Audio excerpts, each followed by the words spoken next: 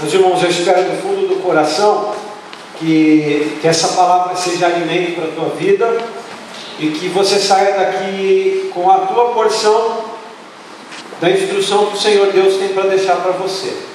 Você tenha o teu coração aberto para a voz do Senhor e que ela fale, seja para te instruir, seja para te orientar, seja para te dar um cutucão, seja para te fazer despertar, que você escute a voz do Senhor. Amém? Amém. Eu não costumava assistir televisão aos domingos quando eu era criança, porque os meus pais costumavam ir à igreja e levar a mim e aos meus irmãos. Então, no domingo de manhã e no domingo à noite nós íamos para a igreja. E eu não assistia televisão, mas eu sabia que domingo de manhã, no 4, passava o Domingo no Parque, tá certo? Aquele programa do Silvio Santos, que o molequinho entrava no foguete, vocês se lembram? E aí ele ficava no foguete, dentro do foguete, e aí fora, do lado de fora, o Silvio Santos pegava e falava: você troca a sua boneca Suzy pela bicicleta Monarca. E a luz acendia dentro do foguete, né? Ele não sabia qual era a proposta, ele tinha que dizer sim, não. Vocês se lembram? Você lembra?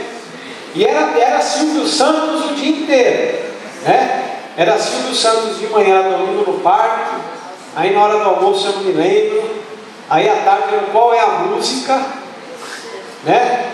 Qual é a música Maestro Zezinho? Aí o Maestro Zezinho tocava as mãos só no piano. E à noite um show de calouros. Então era Silvio Santos o dia inteiro. Ainda é, o Flávio, ainda é. Complicou, hein? E eu me lembro de um negócio que foi marcante, que era no show de calouros, quando o sujeito ia lá e ele cantava e tal, ele fazia o que ele tinha que fazer. E aí tinha os jurados, né? Pedro de Lara, Aracide Almeida, Nelson Rubens. E aí quando o sujeito, quanto vale o show? Aí a Aracide Almeida, vale 10 pau! E aí a plateia começava a gritar: ele merece! Lembra disso? E ficava esse negócio, ele merece, era o jargão do programa do Silvio Santos, a plateia gritando: ele merece. Hoje, o título da mensagem que eu trago para os irmãos é: ele não merece, tá certo? Peço que você abra aí a Bíblia em Mateus, Evangelho de Mateus, no capítulo 19.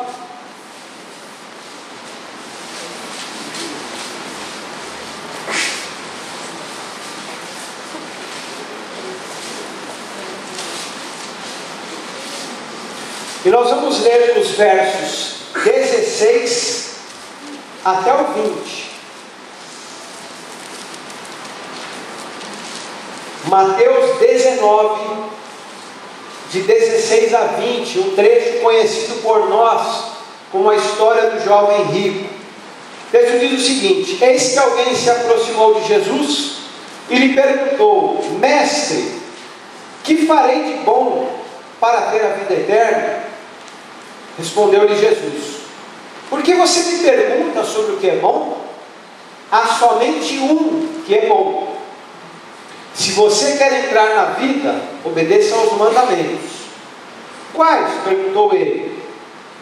Jesus respondeu: não matarás, não adulterarás, não furtarás, não darás falso testemunho, honra teu pai e tua mãe, e amarás o teu próximo como a ti mesmo. E disse-lhe o jovem: a tudo isso tenho obedecido. O que me falta ainda? E eu vou ler até aqui, apesar de a história continuar. Eu vou ficar até aqui. Jesus passa as orientações e ele diz assim: olha, a tudo isso eu tenho obedecido. O que me falta ainda? Essa história, meus irmãos, é a história de um rapaz que em seu coração acha que merece a salvação. É a história de um rapaz que acha que merece a vida eterna por conta da vida que ele leva, por conta das próprias atitudes. É a história de alguém que pensa consigo: eu mereço ser salvo. E a gente nota, a gente percebe isso quando ele diz o seguinte para Jesus: disse-lhe o jovem, a tudo isso eu tenho obedecido. Ele chega para Jesus e diz o seguinte: olha, e ele malandro, porque ele já sabe qual é a resposta. Senhor, o que eu preciso para ser salvo? Aí Jesus diz as coisas e ele fala assim: bom, isso aí eu já faço. Essas orientações eu tenho cumprido. Sobre merecimento, meus irmãos, eu queria falar algumas coisas para vocês nessa noite. O povo brasileiro, nós somos um povo sofrido. Desde que os europeus vieram para colonizar o Brasil, o povo brasileiro é um povo com uma mentalidade de escravo. Então o que acontece? O salário do brasileiro é baixo, tá certo? A gente vê aí pessoas que acordam 4, 5 horas da manhã para pegar não sei quantas conduções para chegar no trabalho. É uma vida dura, uma vida difícil, para não ganhar direito, para não ganhar bem. E às vezes, qualquer coisinha que a gente ganha, ou perdão, que a gente ganha não, qualquer coisinha que nos é oferecida, a gente já encara como sendo um favor. A gente já encara como sendo um presente. Coisas que às vezes em outros países não passaria de obrigação, por exemplo, de um empregador, qualquer coisinha para a gente já fica contente, não é assim? Já fica feliz. Porque a nossa mentalidade é uma mentalidade, a nossa mentalidade é uma mentalidade escrava. Eu assisti há umas 2 semanas o filme do Lula. Quem é que viu o filme do Lula? Só eu. Não. A Preta, a Dani. O pessoal é chique. Nossa, eu vi filme do Hollywood. Filme do Lula. E eu achei muito interessante. Eu gosto de filme nacional, porque o meu raciocínio é o seguinte: o sujeito que está lá no estúdio americano, ele tem milhões para gastar com efeitos especiais, com isso, com aquilo. E às vezes o filme é uma porcaria, mas o filme se sustenta com efeito, com elenco, etc. Filme brasileiro, argentino, mexicano, ou tem uma história boa, ou... Então eu parto desse pressuposto. Eu gosto de filme nacional, filme brasileiro, argentino, mexicano, espanhol, italiano, etc. E eu assisti o filme do Lula. E o Lula, ele teve uma história sofrida, tá certo? Coisas da vida dele que eu não sabia, eu fiquei conhecendo no filme. E ele foi um dos pioneiros no Brasil de se posicionar em relação a direitos de trabalhadores, tá certo? Eu cresci, por exemplo, na escola que eu estudava, havia no ar, né, uma rejeição em relação, né, ao Lula, ao PT e tal, tudo, porque a gente tinha essa impressão, né, de são rebeldes, bagunceiros, comunistas, etc. Mas todo mundo fica contente quando sabe que lá, né, tem direito, lá na empresa eles fazem isso, fazem aquilo. Isso, alguns dos direitos que se alcança, né, hoje, é por luta de trabalhadores, de sindicalistas, de pessoas que se colocam ao ponto e falam assim: é o seguinte, essa empresa aí está fazendo a gente trabalhar muito e está pagando pouco para a gente, e a gente tem que se posicionar contra isso. Então, um dos méritos que ele tem, porque ele é um vencedor da vida, eu não estou defendendo politicamente nada disso, mas ele é um sujeito que ele veio lá no meio do nada, na traseira de um caminhão, né? E ele foi por 8 anos presidente da República. Então ele é uma pessoa, um indivíduo a se admirar. Então há pessoas, e eu tomei o povo brasileiro como exemplo, de que acham que não merece nada, o que vier está bom. Tem outras pessoas, nessa questão do merecimento, que no seguinte, querem os seus direitos, acham que merecem as coisas sem ter feito nada. Por exemplo, você pega um herdeiro de uma grande fortuna, um rapaz, uma moça que é herdeiro de uma grande fortuna. Não, eu tenho direito a isso, eu tenho direito àquilo. Nem que ele não tivesse trabalhado nada para ter aquilo, mas ele acha que ele merece, ele acha que ele tem o direito. E esse rapaz aqui da nossa história, ele está numa outra classificação, numa outra categoria, que é a seguinte: eu fiz, eu trabalhei, eu me dediquei, eu obedeci a palavra, eu obedeci os mandamentos, eu atentei para todos eles, e eu mereço. Ele não é nem aquele cara que não acha que merece nada, nem aquele que acha que merece sem ter feito nada. Ele é aquele que fala: eu fiz, e por isso, por ter feito, eu mereço. Agora, ele tem tanta certeza de que ele merece, que ele chega para Jesus na parte B do verso 20, e ele diz o seguinte: o que me falta ainda? Sabe qual que é a resposta que ele está esperando? Qual é a resposta que ele está esperando? Nada. Ele chega para Jesus e fala assim: mestre, o que eu preciso fazer de bom para merecer a vida eterna? Já sabendo a resposta. Aí Jesus fala assim: olha, você conhece os mandamentos, tá certo? Não pode matar, não pode contar mentira, não pode adulterar, tem que honrar o teu pai, tem que honrar a tua mãe, você tem que fazer essas coisas. Aí ele todo alegre fala assim: bom, isso aí eu já tenho feito, eu mereço. Com a certeza de que Jesus vai falar nada, ele pergunta o seguinte: tem mais alguma coisa que eu preciso fazer? E esse rapaz, meus irmãos, ele não tem a mínima ideia de que em relação à salvação, ele não pode requerer nada de Jesus Cristo e nada de Deus. Ele não merece nada. Ele não tem a mínima ideia de que ele não tem condição nenhuma de reclamar para si qualquer coisa em relação à salvação que Deus tem para dar aos homens. Ele está completamente desorientado. Uma pessoa que não consegue perceber o que está acontecendo ao seu redor, né?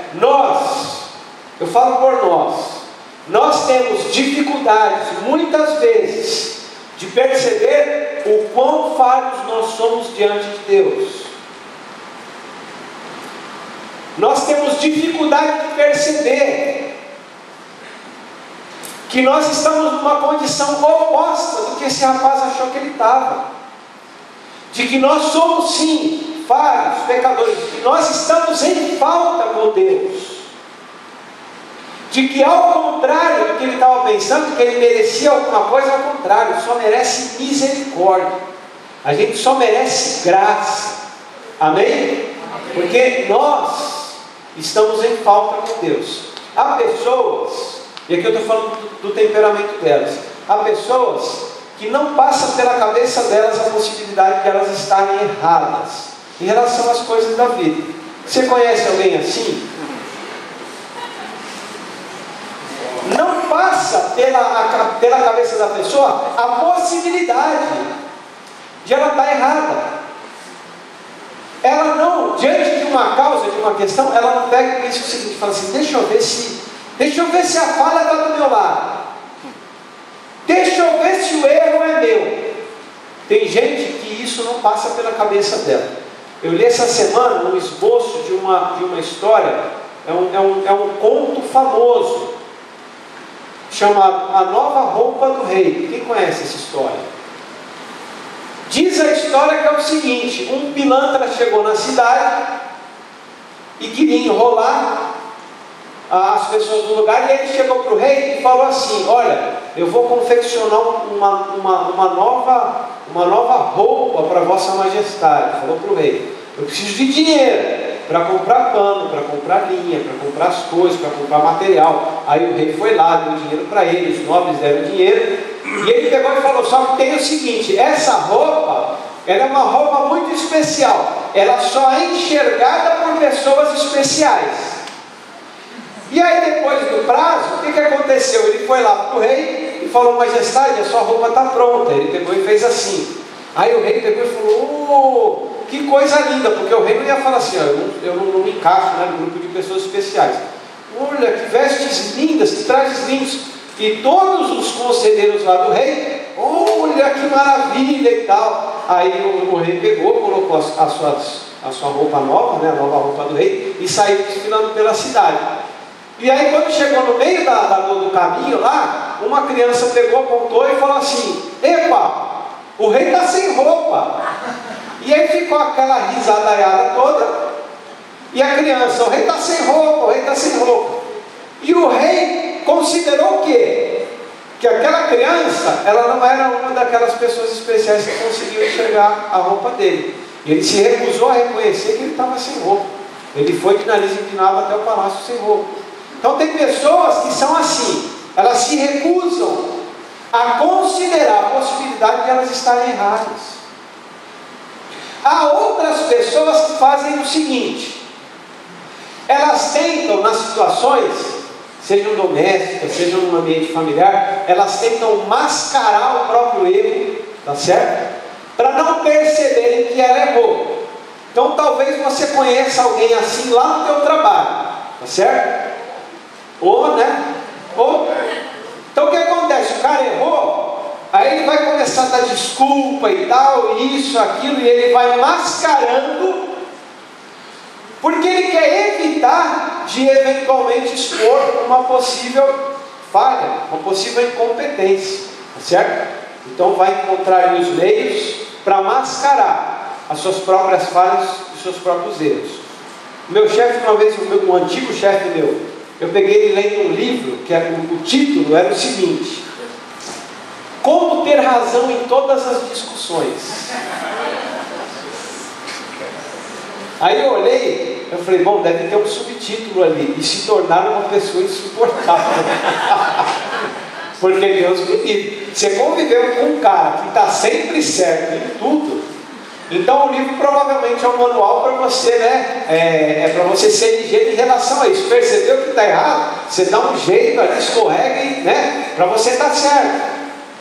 Esse rapaz aqui, ele tinha no coração dele de que ele era uma pessoa exemplar. Senhor, diz aí aquilo que eu já sei. O que eu preciso fazer para alcançar a vida eterna? Aí Jesus falou: você não pode adulterar, mentir, tem que honrar o teu pai e tua mãe, não pode. E o cara ia abrindo um sorriso. Falta alguma coisa? Ou seja, ele tinha no coração dele que ele não devia nada, ele merecia. Se havia uma salvação de Deus para os homens, ele merecia essa salvação. Essa é a condição desse rapaz. E com Deus, meus irmãos, com Deus, essa iniciativa, essa prática de nós mascararmos as falhas, os erros, de nós sermos sempre perfeitos, de nós sermos merecedores de algo, não funciona. Porque por mais que eu consiga, na minha casa, tentar mascarar as minhas falhas, de forma que o meu cônjuge, meus filhos, meus irmãos, sempre achem que eu estou com a razão, por mais que eu seja perito em manipular situações para que as pessoas achem que eu sou perfeito, por mais que eventualmente no ambiente profissional eu consiga manipular situações para que os meus colegas achem que eu sou perfeito, que eu sou competente, que eu não cometo falhas, com Deus não adianta. Ele conhece o meu coração, Ele conhece as minhas falhas, Ele conhece os meus erros, e eu não posso ousar com Deus querer me colocar numa condição de que eu mereça alguma coisa, porque eu não mereço nada. Então a gente chega a uma primeira conclusão, que é a seguinte: não interessa o grau de comunhão que nós temos com o Senhor, não estamos em condições de reivindicar nada no que toca à salvação. Amém? Amém. A salvação é graça, a salvação é misericórdia, e só. A salvação não é merecimento. Eu não mereço, você não merece, e ninguém merece. E aí, em contrapartida a essa disposição do rapaz de achar que merecia a salvação, Jesus Cristo já vai e já entra de sola. Existe nesse texto uma expressão que, para mim, junto com outras de Jesus, uma palavra, ela é estranha, ela é enigmática, tá certo?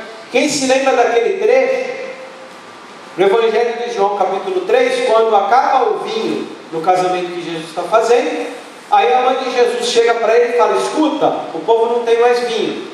Aí ele vira para a mãe dele e fala assim: mulher, o que eu tenho com você? A minha hora não é chegada. Aí você está lendo ali, é um baque, não é?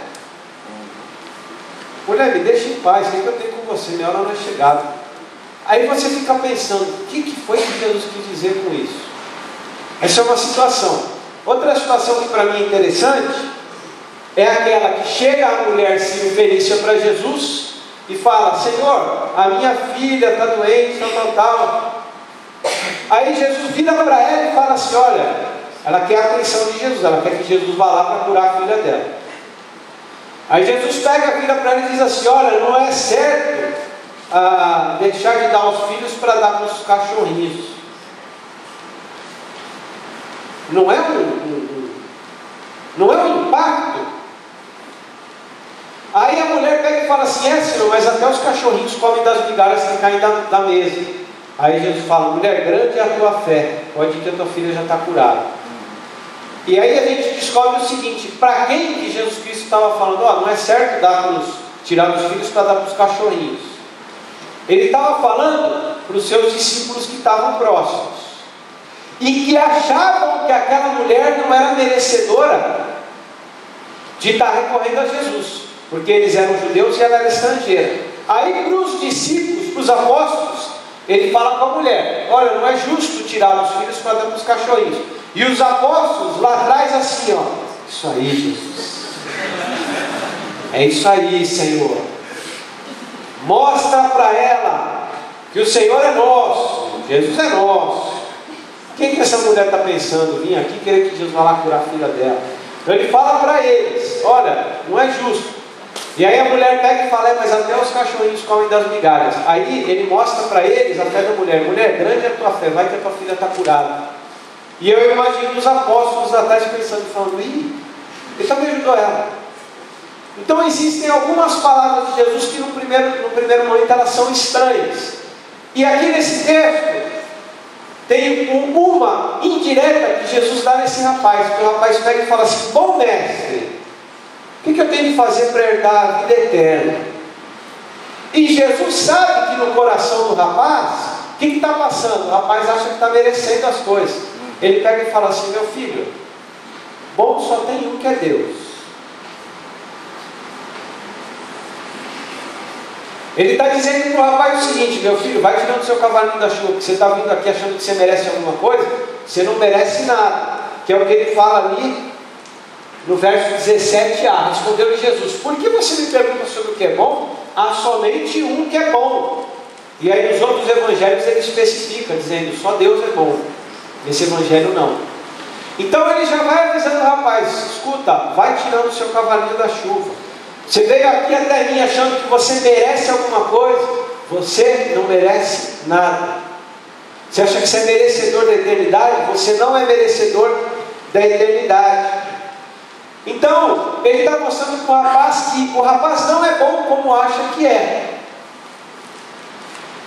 No nosso coração a gente vai pensar o seguinte: talvez, poxa vida, pastor, mas as pessoas elas não são boas e não são más.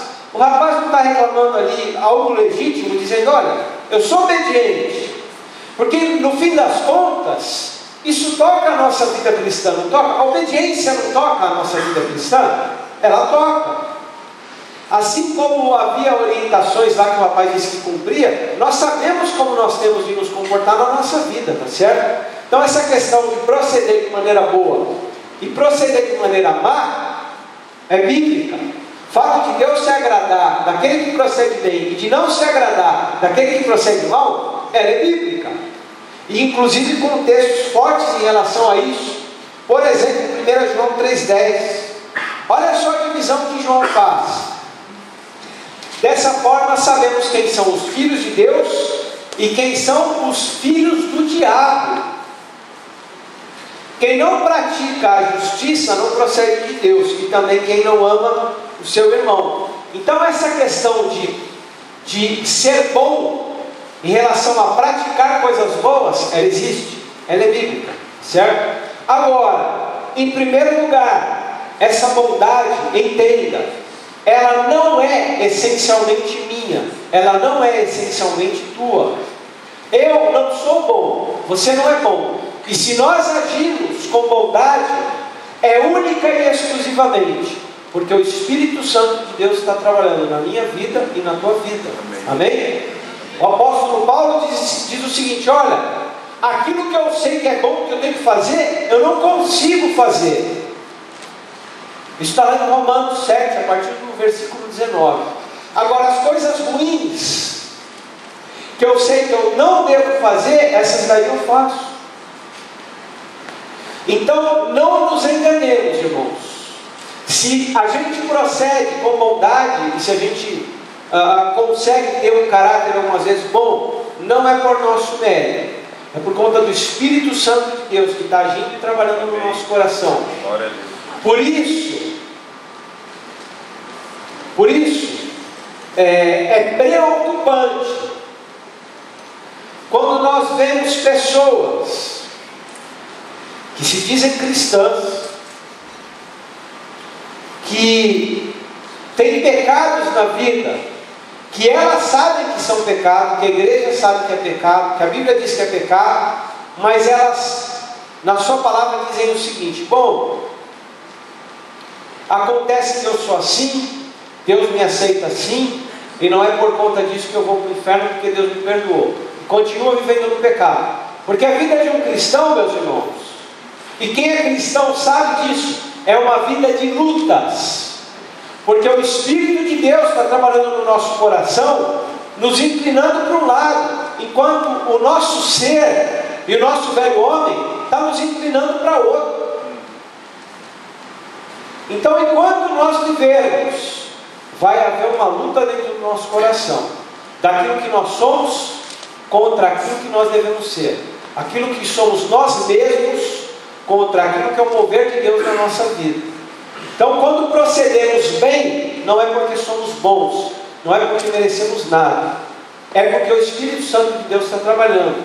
E por implicação, por conta disso, nós não podemos reivindicar nada diante de Deus, porque a bondade não é nossa, a bondade é do Senhor, trabalhando no nosso coração, trabalhando na nossa vida.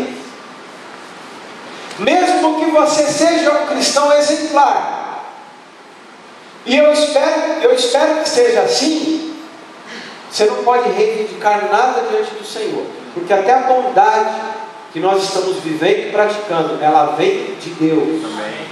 Ela vem do Senhor. O apóstolo Paulo entendeu isso muito bem.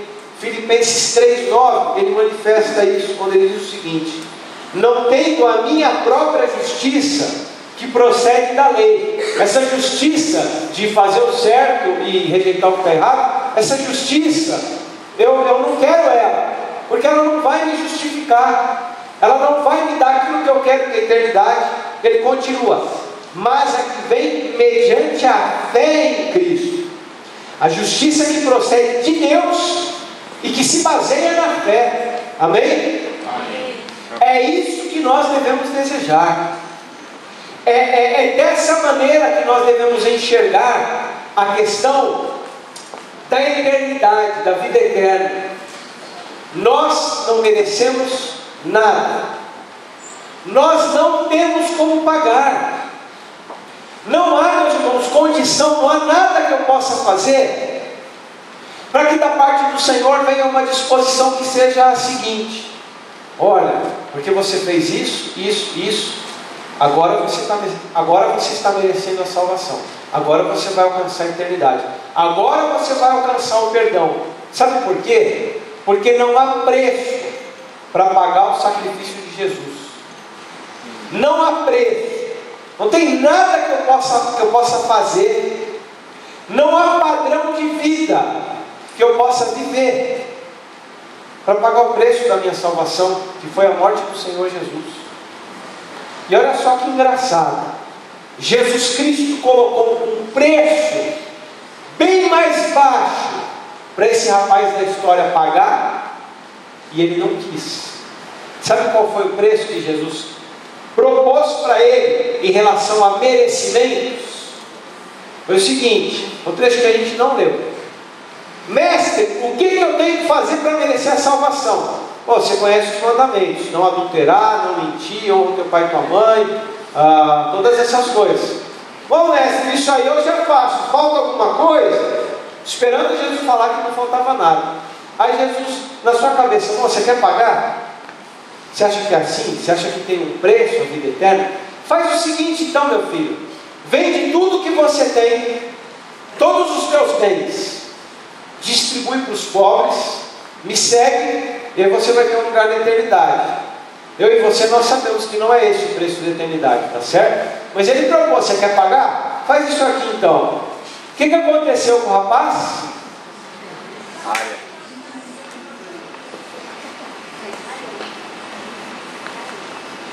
E aí diz a continuação do texto que nós lemos: e o rapaz foi embora muito triste, porque tinha muitos bens. Quando Jesus propôs um preço,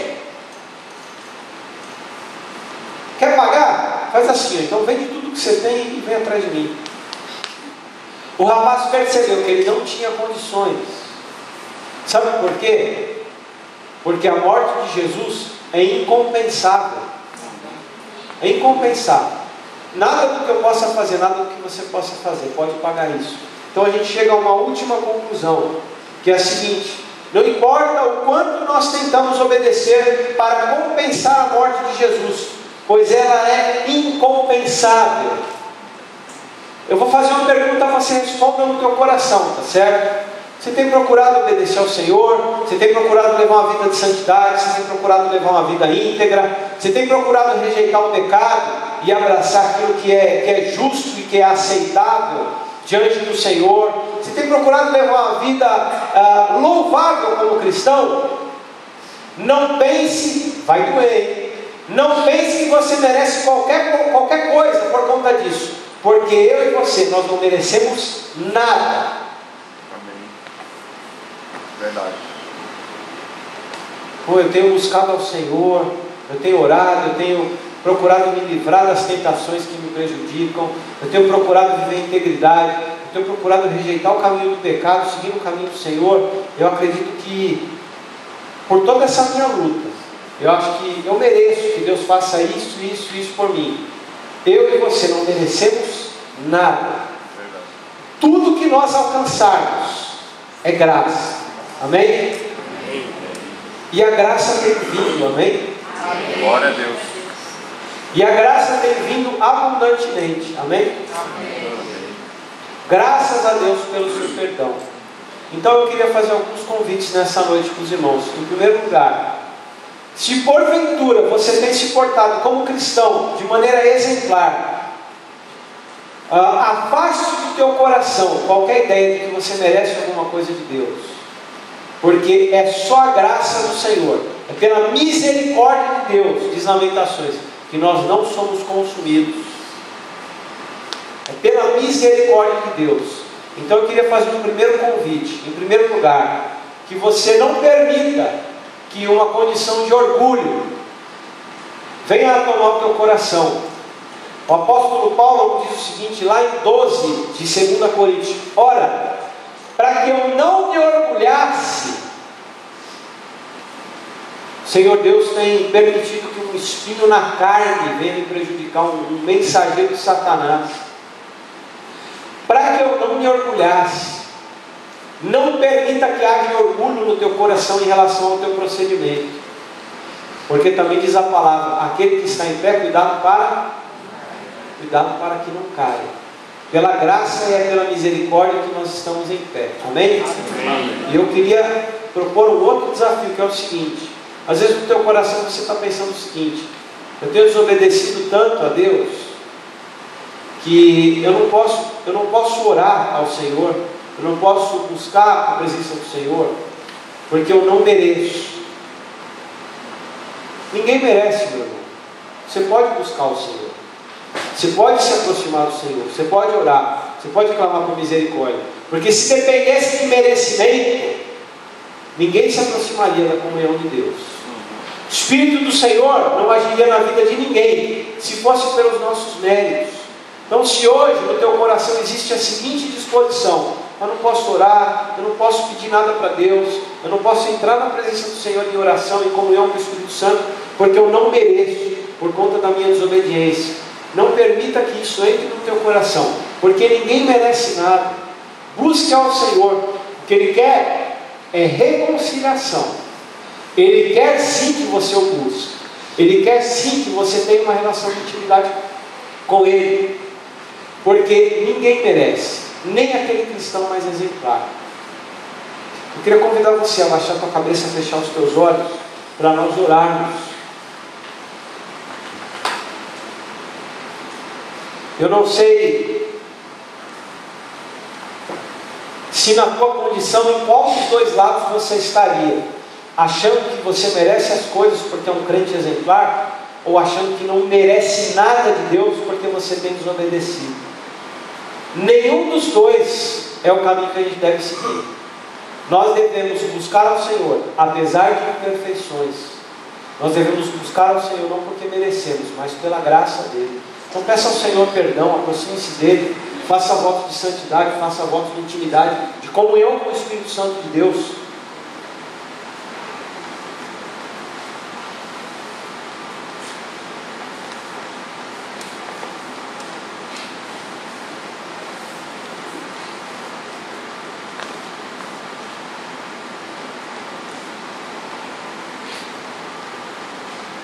Enquanto a equipe ministra um louvor, eu vou conduzir a igreja em oração. Eu queria convidar você a ficar em pé, se você se identifica em um desses grupos que eu descrevi aqui. Seja aquele que acha que merece as coisas, seja aquele que acha que não merece nada. Queria dizer nessa noite para você que nós não merecemos e ainda assim o Senhor quer estar conosco. O Senhor quer estar vivendo em intimidade conosco. Amém, glória a Deus. Esse é o amor de Deus, essa é a graça de Deus. Senhor amado, nós somos a tua igreja, nós somos os teus filhos. Deus eterno, nós te louvamos, Senhor, por essa reunião em que podemos com liberdade, Senhor, invocar o Teu nome, cantar louvores ao Teu nome. Podemos nos dirigir a Ti em oração, Deus. Obrigado porque isso é graça, é misericórdia. Obrigado porque isso é perdão, Senhor. Ó Deus, tira de nós todo sentimento orgulhoso, todo sentimento, Senhor, de que somos exemplares e de que porventura vamos alcançar qualquer coisa por mérito nosso. Tira isso de nós, Deus. Coloca no nosso coração, Senhor, uma disposição de humildade, Senhor, uma percepção de que nós só somos, Senhor, merecedores de graça e de perdão. Se porventura há irmãos e irmãs nessa noite aqui, Deus, que têm se sentido desprezados, que estão sendo acusados por Satanás, de que não são dignos, Senhor, de estar na Tua presença, Deus eterno, enche o coração desses irmãos com alegria. Convence-nos, Senhor, de que não é por mérito, de que é por graça. Convence-nos, Senhor, de que nós podemos sim, como diz a palavra, com ousadia entrar no Santo dos Santos, porque o mérito todo é de Jesus Cristo. O mérito todo, Senhor, é Teu, é do Teu plano de salvação. Por isso nós te agradecemos. Permita, Deus, e assim nós pedimos, que nessa noite a Tua igreja saia daqui com o coração leve, com o coração, Senhor, mergulhado na graça, com o coração mergulhado, Senhor, no perdão e na alegria, Senhor, da vida eterna que é de graça. Nós te agradecemos no nome santo de Jesus. Amém. Amém. Amém. Glória a Deus. Os irmãos podem se sentar. Eu chamo aqui os demais presbíteros da igreja para nós servirmos a ceia. Podem vir.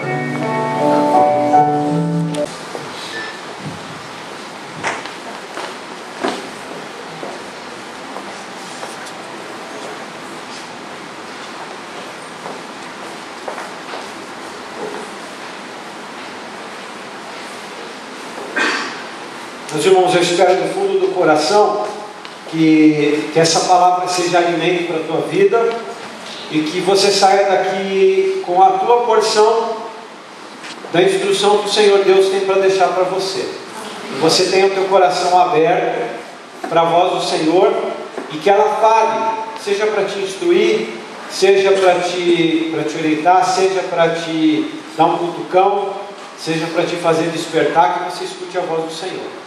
Amém? Amém. Eu não costumava assistir televisão aos domingos quando eu era criança, porque os meus pais costumavam ir à igreja e levar a mim e aos meus irmãos. Então, no domingo de manhã e no domingo à noite, nós íamos para a igreja.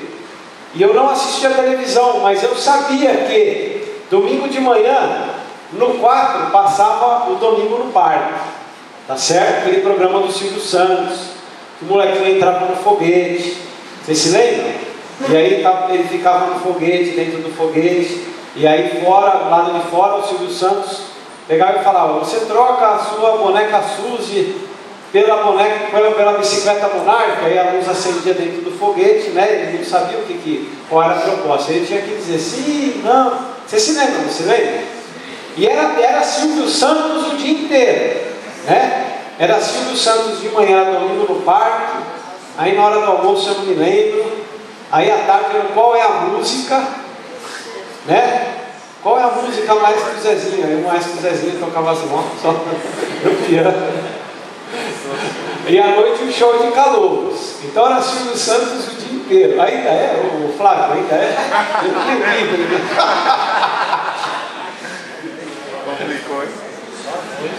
E eu me lembro de um negócio que foi marcante, que era no show de calouros, quando o sujeito ia lá e ele cantava e tal, ele fazia o que ele tinha que fazer. E aí tinha os jurados, né? Pedro de Lara, Aracide Almeida, Nelson Fulmer. E aí quando o sujeito, quanto vale o show? Aí a Aracide Almeida, vale 10 pau! E aí a plateia começava a gritar: ele merece! Lembra disso? E ficava esse negócio, ele merece, era o jargão do programa do Silvio Santos, a plateia gritando: ele merece. Hoje, o título da mensagem que eu trago para os irmãos é: ele não merece, tá certo? Peço que você abra aí a Bíblia em Mateus, Evangelho de Mateus, no capítulo 19.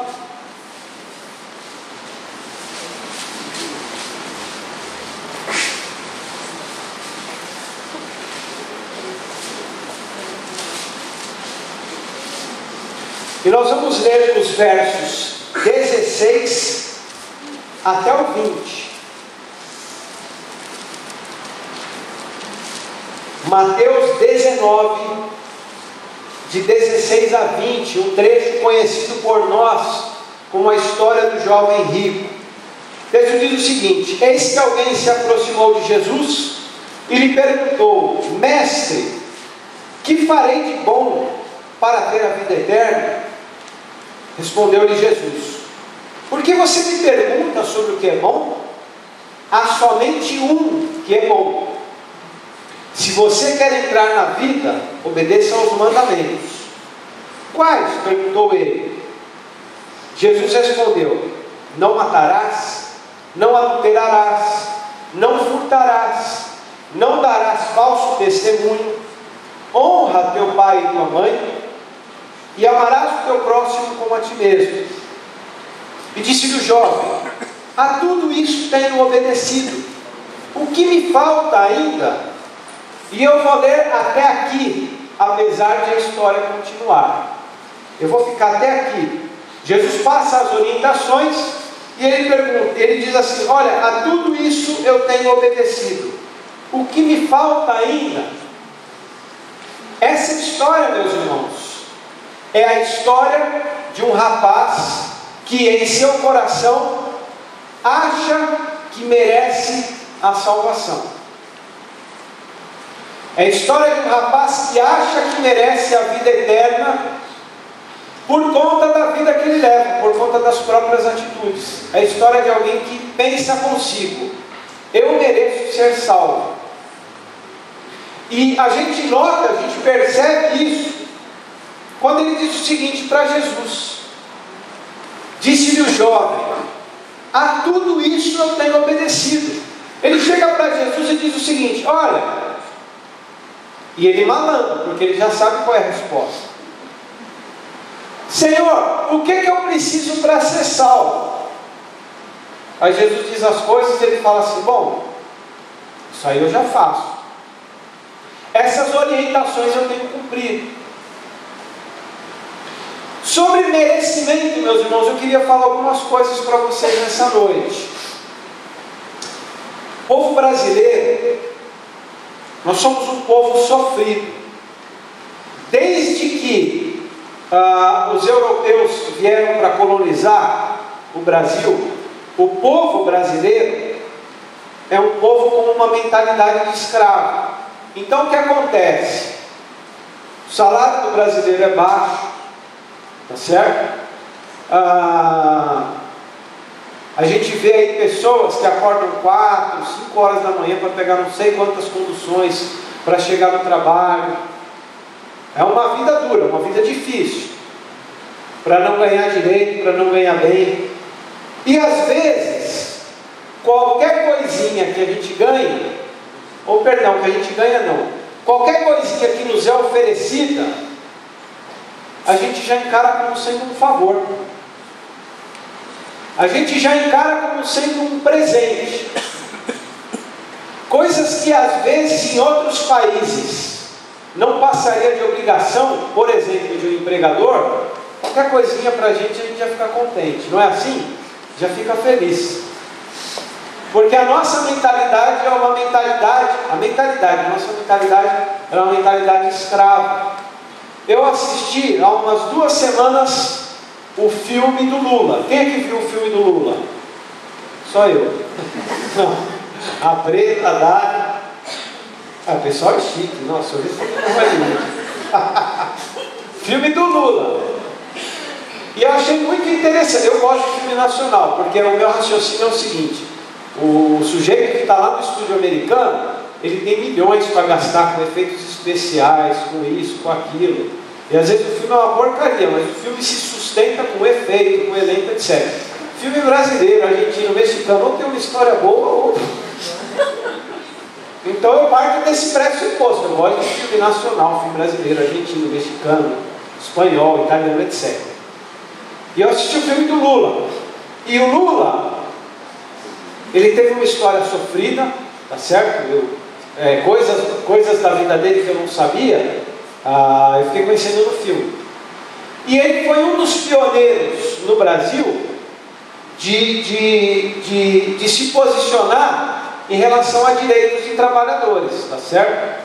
Eu cresci, por exemplo, na escola que eu estudava, havia no ar, né, uma rejeição em relação, né, ao Lula, ao PT e tal, tudo, porque a gente tinha essa impressão, né, de são rebeldes, bagunceiros, comunistas, etc.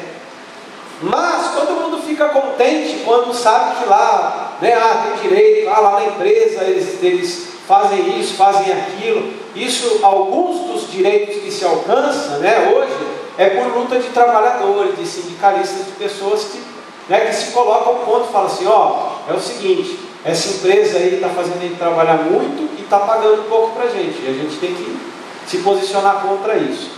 Então, um dos méritos que ele tem, porque ele é um vencedor da vida, eu não estou defendendo politicamente nada disso, mas ele é um sujeito que ele saiu, ele veio lá do meio do nada, na traseira de um caminhão, né? E ele foi por 8 anos presidente da República. Então ele é uma pessoa, um indivíduo a se admirar. Então há pessoas, e eu tomei o povo brasileiro como exemplo, de que acham que não merece nada, o que vier está bom. Tem outras pessoas, nessa questão do merecimento, que no seguinte, querem os seus direitos, acham que merecem as coisas sem ter feito nada. Por exemplo, você pega um herdeiro de uma grande fortuna, um rapaz, uma moça que é herdeiro de uma grande fortuna. Não, eu tenho direito a isso, eu tenho direito àquilo. Nem que ele não tivesse trabalhado nada para ter aquilo, mas ele acha que ele merece, ele acha que ele tem o direito. E esse rapaz aqui da nossa história, ele está numa outra classificação, numa outra categoria, que é a seguinte: eu trabalhei, eu me dediquei, eu obedeci a palavra, eu obedeci os mandamentos, eu atentei para todos eles, e eu mereço. Ele não é nem aquele cara que não acha que merece nada, nem aquele que acha que merece sem ter feito nada. Ele é aquele que fala, eu fiz, e por isso, por ter feito, eu mereço. Agora, ele tem tanta certeza de que ele merece, que ele chega para Jesus na parte B do verso 20, e ele diz o seguinte: o que me falta ainda? Sabe qual que é a resposta que ele está esperando? Qual é a resposta que ele está esperando? Nada. Ele chega para Jesus e fala assim: mestre, o que eu preciso fazer de bom para merecer a vida eterna? Já sabendo a resposta. Aí Jesus fala assim: olha, você conhece os mandamentos, tá certo? Não pode matar, não pode contar mentira, não pode adulterar, tem que honrar o teu pai, tem que honrar a tua mãe, você tem que fazer essas coisas. Aí ele todo alegre fala assim: bom, isso aí eu já tenho feito, eu mereço. Com a certeza de que Jesus vai falar nada, ele pergunta o seguinte: tem mais alguma coisa que eu preciso fazer? E esse rapaz, meus irmãos, ele não tem a mínima ideia de que em relação à salvação, ele não pode requerer nada de Jesus Cristo e nada de Deus. Ele não merece nada. Ele não tem a mínima ideia de que ele não tem condição nenhuma de reclamar para si qualquer coisa em relação à salvação que Deus tem para dar aos homens. Ele está completamente desorientado. Uma pessoa que não consegue perceber o que está acontecendo ao seu redor, né? Eu falo por nós temos dificuldades, muitas vezes, de perceber o quão falhos nós somos diante de Deus. Nós temos dificuldade de perceber que nós estamos numa condição oposta do que esse rapaz achou que ele estava. De que nós somos sim falhos, pecadores, de que nós estamos em falta com Deus. De que ao contrário do que ele estava pensando, que ele merecia alguma coisa, ao contrário, só merece misericórdia. A gente só merece graça. Amém?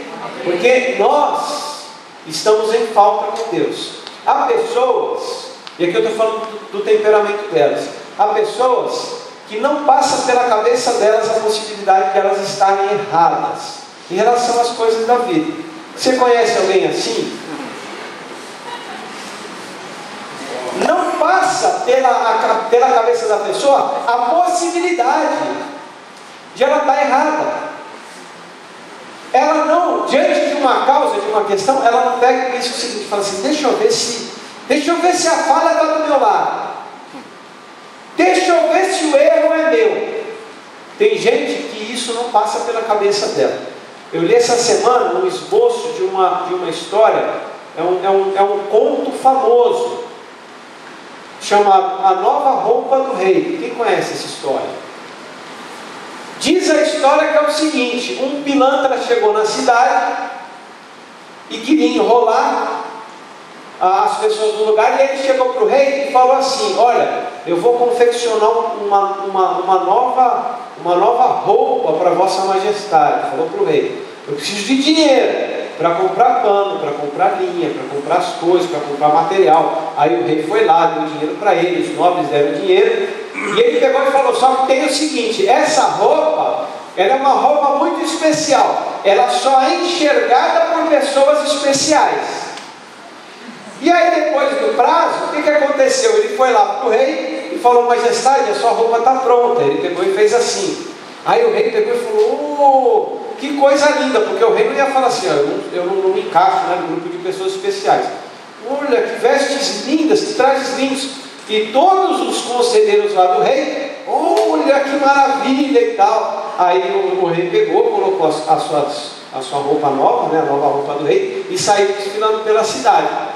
E aí quando chegou no meio do caminho lá, uma criança pegou, apontou e falou assim: epa, o rei está sem roupa. E aí ficou aquela risadaiada toda. E a criança: o rei está sem roupa, o rei está sem roupa. E o rei considerou o quê?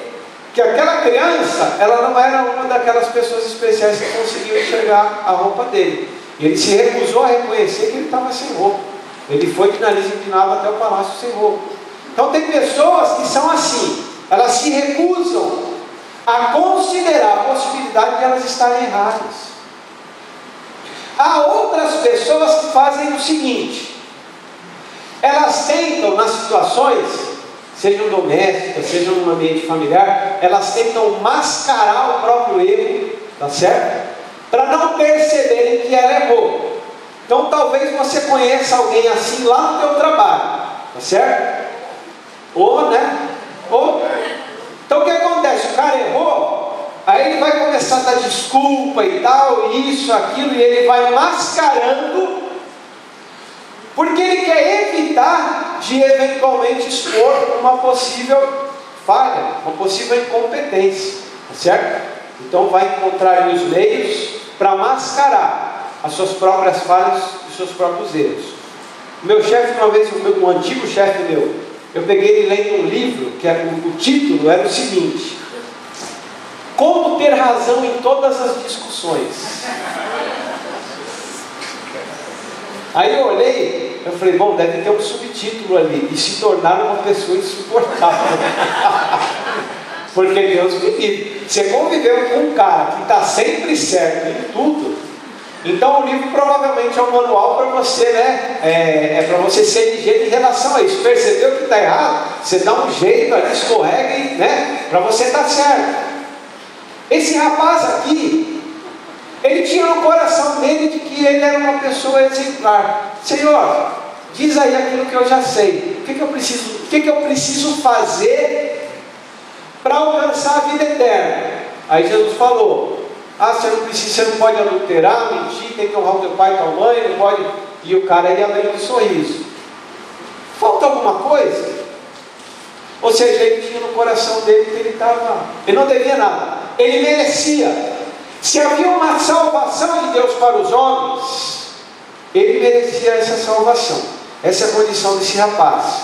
E com Deus, meus irmãos, com Deus, essa iniciativa, essa prática de nós mascararmos as falhas, os erros, de nós sermos sempre perfeitos, de nós sermos merecedores de algo, não funciona.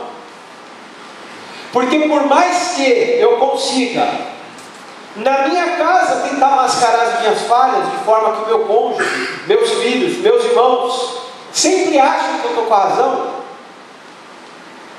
por mais que eu seja perito em manipular situações para que as pessoas achem que eu sou perfeito, por mais que eventualmente no ambiente profissional eu consiga manipular situações para que os meus colegas achem que eu sou perfeito, que eu sou competente, que eu não cometo falhas, com Deus não adianta.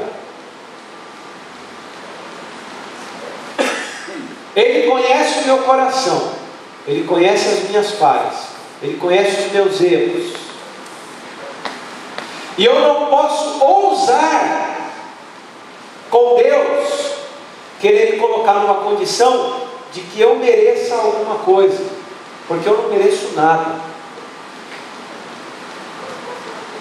Então a gente chega a uma primeira conclusão, que é a seguinte: não interessa o grau de comunhão que nós temos com o Senhor, não estamos em condições de reivindicar nada no que toca à salvação. Amém? Amém. A salvação é graça, a salvação é misericórdia, e só. A salvação não é merecimento. Eu não mereço, você não merece, e ninguém merece. E aí, em contrapartida a essa disposição do rapaz de achar que merecia a salvação, Jesus Cristo já vai e já entra de sola. Existe nesse texto uma expressão que, para mim, junto com outras de Jesus, uma palavra, ela é estranha, ela é enigmática, tá certo? Quem se lembra daquele trecho no Evangelho de João, capítulo 3, quando acaba o vinho no casamento que Jesus está fazendo. Aí a mãe de Jesus chega para ele e fala: escuta, o povo não tem mais vinho. Aí ele vira para a mãe dele e fala assim: mulher, o que eu tenho com você? A minha hora não é chegada. Aí você está lendo ali, é um baque, não é? Mulher, me deixa em paz, o que eu tenho com você? Minha hora não é chegada. Aí você fica pensando: o que foi que Jesus quis dizer com isso? Essa é uma situação. Outra situação que para mim é interessante é aquela que chega a mulher Sírio-Fenícia para Jesus e fala: Senhor, a minha filha está doente, tal. Aí Jesus vira para ela e fala assim: olha, ela quer a atenção de Jesus, ela quer que Jesus vá lá para curar a filha dela. Aí Jesus vira para ela e diz assim: olha, não é certo deixar de dar os filhos para dar para os cachorrinhos. Não é um impacto. Aí a mulher pega e fala assim: Senhor, mas até os cachorrinhos comem das migalhas que caem da mesa. Aí Jesus fala: mulher, grande é a tua fé, pode ir que a tua filha já está curada. E aí a gente descobre o seguinte: para quem que Jesus Cristo estava falando? Não é certo tirar os filhos para dar para os cachorrinhos. Ele estava falando para os seus discípulos que estavam próximos e que achavam que aquela mulher não era merecedora de estar recorrendo a Jesus, porque eles eram judeus e ela era estrangeira. Aí para os discípulos, para os apóstolos, ele fala com a mulher: olha, não é justo tirar os filhos para dar para os cachorrinhos. E os apóstolos lá atrás assim, isso aí, Jesus, é isso aí, Senhor, mostra para ela que o Senhor é nosso, Jesus é nosso. Quem que essa mulher está pensando? Vim aqui querer que Jesus vá lá curar a filha dela. Então ele fala para eles: olha, não é justo. E aí a mulher pega e fala: mas até os cachorrinhos comem das migalhas. Aí ele mostra para eles a fé da mulher: mulher, grande é a tua fé, vai que a tua filha está curada. E eu imagino os apóstolos atrás pensando, falando: ele também ajudou ela. Então existem algumas palavras de Jesus que no primeiro momento elas são estranhas.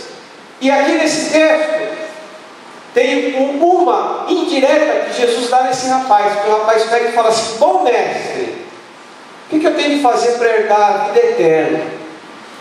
E Jesus sabe que no coração do rapaz, o que está passando? O rapaz acha que está merecendo as coisas.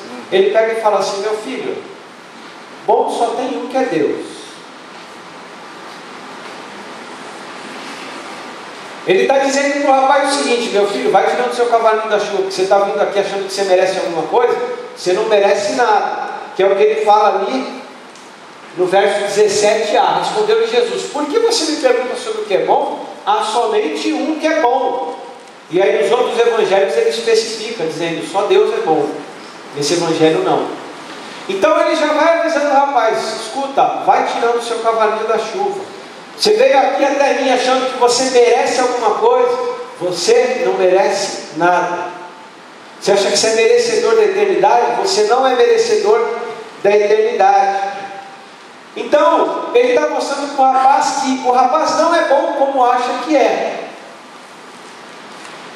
No nosso coração a gente vai pensar o seguinte: talvez, poxa vida, pastor, mas as pessoas elas não são boas e não são más.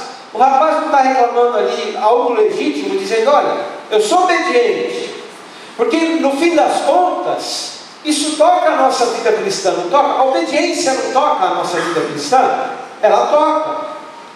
Assim como havia orientações lá que o rapaz disse que cumpria, nós sabemos como nós temos de nos comportar na nossa vida, tá certo? Então essa questão de proceder de maneira boa e proceder de maneira má é bíblica. O fato de Deus se agradar daquele que procede bem e de não se agradar daquele que procede mal, ela é bíblica.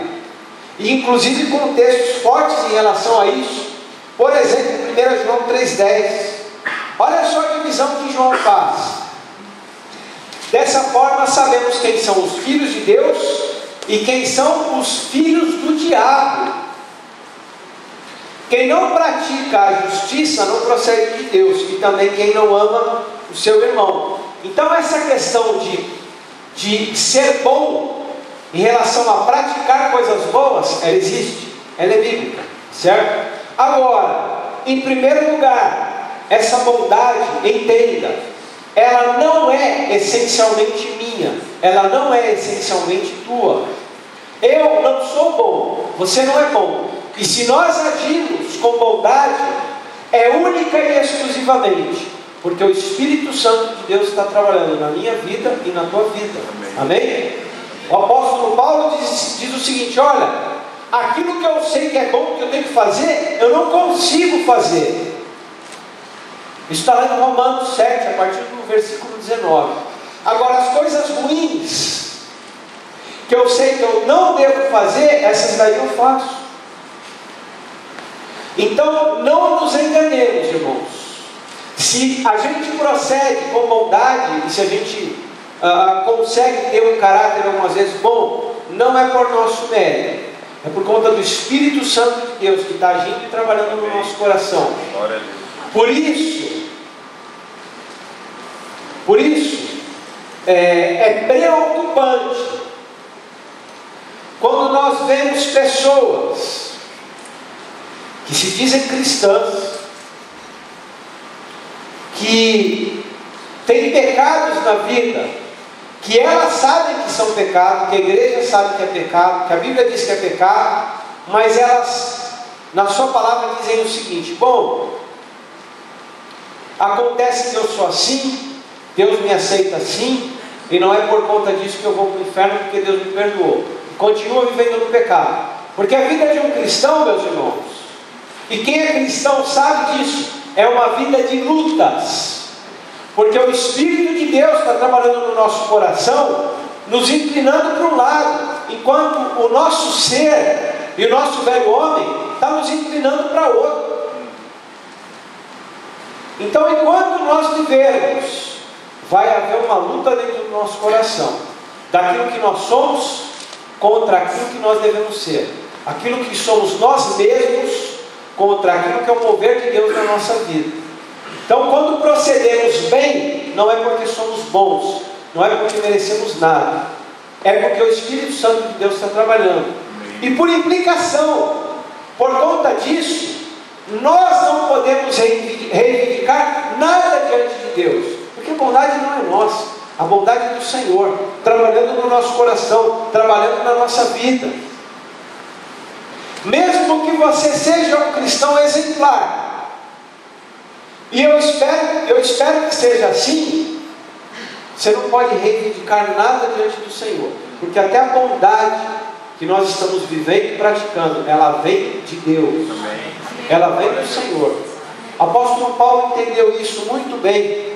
Filipenses 3,9, ele manifesta isso quando ele diz o seguinte: não tendo a minha própria justiça, que procede da lei. Essa justiça de fazer o certo e rejeitar o que está errado, essa justiça, eu não quero ela, porque ela não vai me justificar, ela não vai me dar aquilo que eu quero na eternidade.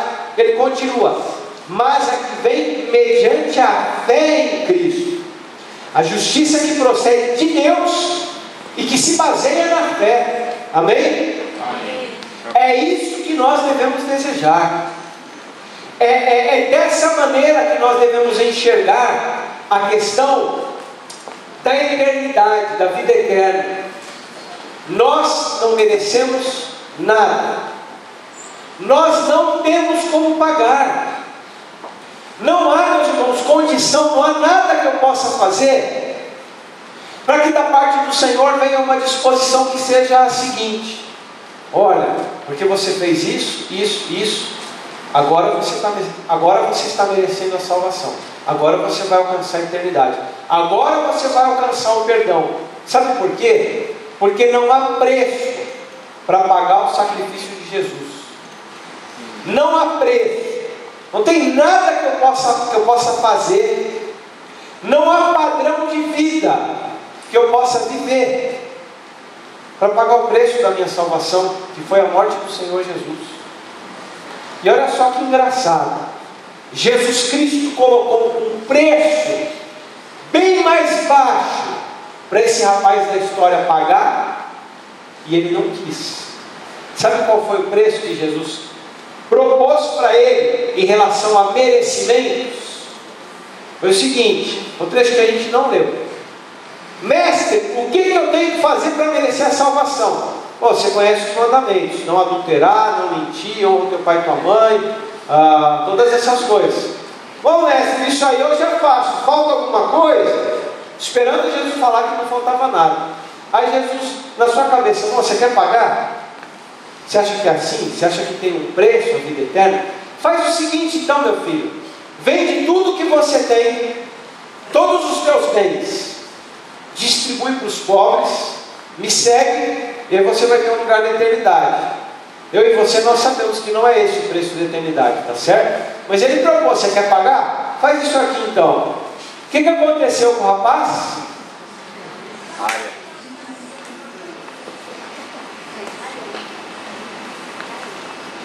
E aí diz a continuação do texto que nós lemos: e o rapaz foi embora muito triste, porque tinha muitos bens.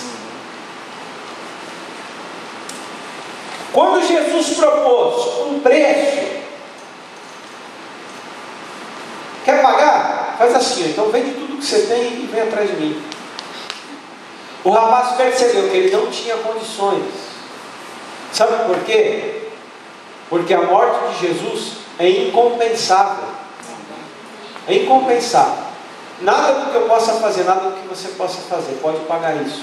Então a gente chega a uma última conclusão, que é a seguinte: não importa o quanto nós tentamos obedecer para compensar a morte de Jesus, pois ela é incompensável.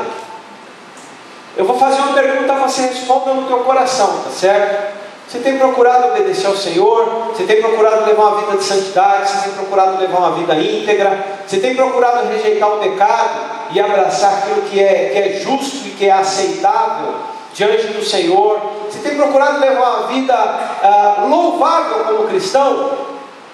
Não pense, vai doer, não pense que você merece qualquer coisa por conta disso, porque eu e você, nós não merecemos nada. Verdade. Eu tenho buscado ao Senhor, eu tenho orado, eu tenho procurado me livrar das tentações que me prejudicam, eu tenho procurado viver em integridade, eu tenho procurado rejeitar o caminho do pecado, seguir o caminho do Senhor. Eu acredito que por toda essa minha luta, eu acho que eu mereço que Deus faça isso, isso, isso por mim. Eu e você não merecemos nada. Verdade. Tudo que nós alcançarmos é graça. Amém? E a graça tem vindo, amém? Glória a Deus. E a graça tem vindo abundantemente, amém? Graças a Deus pelo seu perdão. Então eu queria fazer alguns convites nessa noite para os irmãos. Em primeiro lugar, se porventura você tem se portado como cristão de maneira exemplar, afaste do teu coração qualquer ideia de que você merece alguma coisa de Deus. Porque é só a graça do Senhor, é pela misericórdia de Deus, diz Lamentações, que nós não somos consumidos. É pela misericórdia de Deus. Então eu queria fazer um primeiro convite. Em primeiro lugar, que você não permita que uma condição de orgulho venha a tomar o teu coração. O apóstolo Paulo diz o seguinte, lá em 12 de 2 Coríntios: ora, para que eu não me orgulhasse, o Senhor Deus tem permitido que um espinho na carne venha me prejudicar, um mensageiro de Satanás. Para que eu não me orgulhasse, não permita que haja orgulho no teu coração em relação ao teu procedimento, porque também diz a palavra: aquele que está em pé, cuidado para que não caia. Pela graça e pela misericórdia que nós estamos em pé, amém? Amém. E eu queria propor um outro desafio, que é o seguinte: às vezes no teu coração você está pensando o seguinte: eu tenho desobedecido tanto a Deus, que eu não posso orar ao Senhor, eu não posso buscar a presença do Senhor, porque eu não mereço.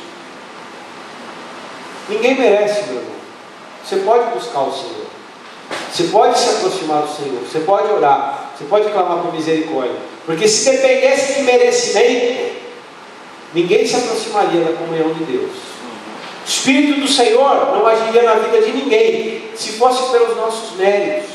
Então, se hoje no teu coração existe a seguinte disposição: eu não posso orar, eu não posso pedir nada para Deus, eu não posso entrar na presença do Senhor em oração, em comunhão com o Espírito Santo, porque eu não mereço, por conta da minha desobediência. Não permita que isso entre no teu coração, porque ninguém merece nada. Busque ao Senhor. O que Ele quer é reconciliação. Ele quer sim que você o busque. Ele quer sim que você tenha uma relação de intimidade com Ele, porque ninguém merece, nem aquele cristão mais exemplar. Eu queria convidar você a baixar a tua cabeça, a fechar os teus olhos, para nós orarmos. Eu não sei se na tua condição, em qual dos dois lados você estaria, achando que você merece as coisas porque é um crente exemplar, ou achando que não merece nada de Deus porque você tem desobedecido. Nenhum dos dois é o caminho que a gente deve seguir. Nós devemos buscar ao Senhor, apesar de imperfeições. Nós devemos buscar ao Senhor não porque merecemos, mas pela graça dEle.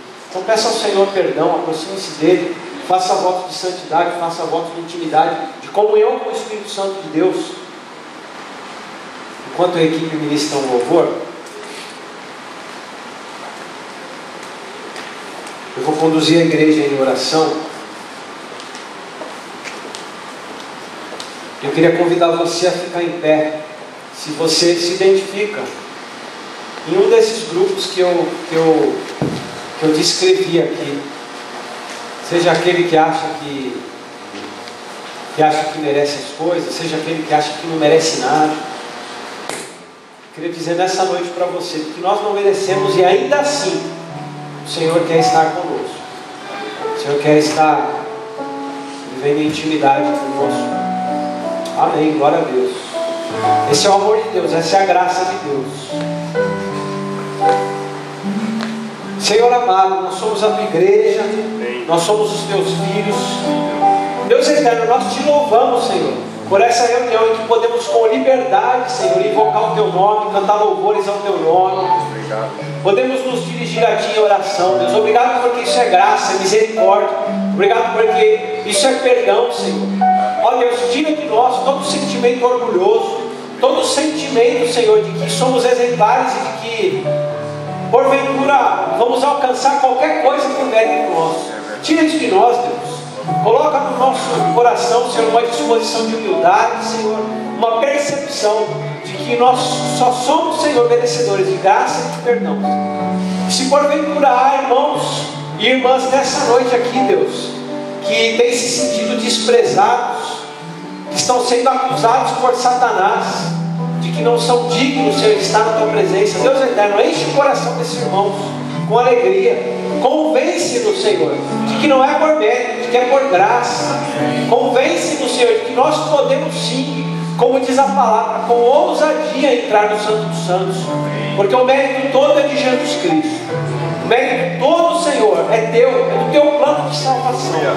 Por isso nós te agradecemos. Permita, Deus, e assim nós pedimos, que nessa noite a tua igreja saia daqui com o coração leve, com o coração, Senhor, mergulhado na graça, com o coração mergulhado, Senhor, no perdão e na alegria, Senhor, da vida eterna que é de graça. Nós te agradecemos no nome santo de Jesus. Amém.